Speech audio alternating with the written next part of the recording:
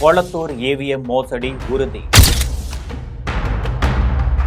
மீண்டும் சட்டசபையில் ஸ்டாலின்.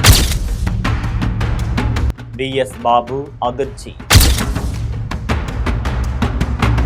வாக்குப்பதிவு முடிந்த பிறகு பாதுகாப்பாக வைக்கப்படும் EVMகளை சுற்றி கொளத்தூர்ல புதிய சர்ச்சை வெடிச்சிருச்சு. VVPAT இயந்திரத்துல சீல் இல்லாததாகவும் அடையாள டேக் மாற்றப்பட்டதாகவும் திமுக குற்றம் சாட்டியிருக்கு. அதே வேளையில எந்த முறைகேடும் நடக்கல அப்படின்னு தேர்தல் அதிகாரி விளக்கம் அளிச்சிருக்காங்க. உண்மையில என்னதான் நடந்தது அப்படிங்கறத பத்தி ஜெம் தொலைக்காட்சியில் விரிவாக பார்க்கலாம்.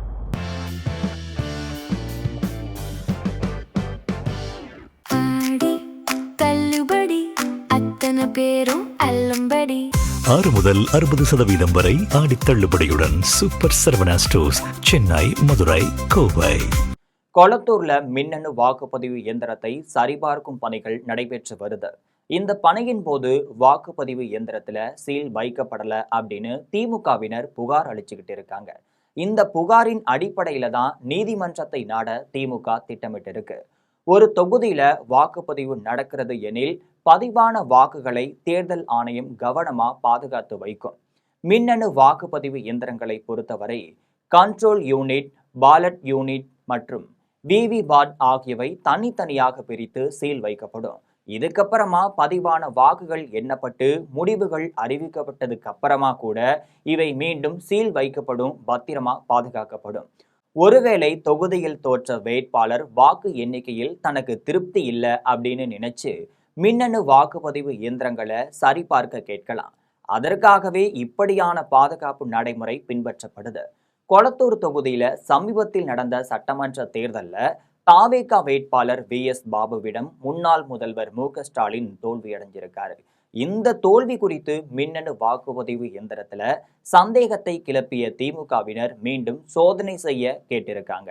எனவே கொளத்தூர்ல 14 வாக்குச்சாவடிகள்ல மின்னணு இயந்திரங்கள்ல ஆய்வு செய்யும் பணி கடந்த 29ஆம் தேதி முதல் தொடங்கிருச்சு. தேர்தல் அதிகாரி சமீரன் முன்னிலையில ஆய்வு பணிகள் தொடங்கிருச்சு.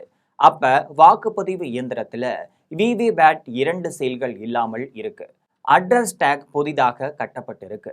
கண்ட்ரோல் யூனிட், பாலட் யூனிட் மற்றும் VVPAT ஆகியவை தனித்தனியாக பிரித்து சீல் வைக்கப்பட்டிருக்கும் நிலையில VVPAT-இல் சீல் மிஸ் ஆனது எப்படி என்று கேள்வி எழுந்திருக்கு.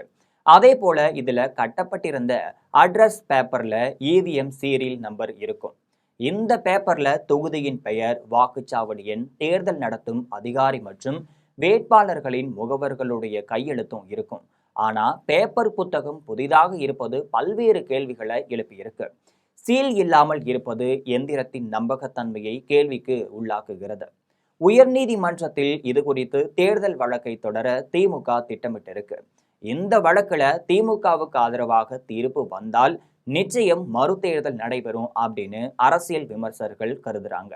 ஆனா தேர்தல் அதிகாரி சமீரன் இது குறித்து திமுகவினருக்கு உரிய விளக்கம் அளித்திருப்பதாகவும் வாக்குப்பதிவு இயந்திரத்துல எந்த முறைகேடும் நடக்கல அப்படின்னு சொல்லியிருக்காரு. வேட்பாளர்கள் வாரியாக பதிவு செய்யப்பட்ட வாக்குகள் சரிபார்க்கப்பட்டுச்சு. EVM மற்றும் VVPAT இயந்திரங்களும் சரிபார்க்கப்பட்டுச்சு. எனவே குற்றச்சாட்டுகளுக்கு எந்த முகாந்திரமும் இல்லை அப்படின்னு கூறியிருக்காரு. இது போன்ற நிறைய அரசியல் செய்திகளை அன்றாடம் தெரிந்து கொள்ள ஜெம் தொலைக்காட்சியுடன் எப்பொழுதும் இணைப்பில் இருங்கள்.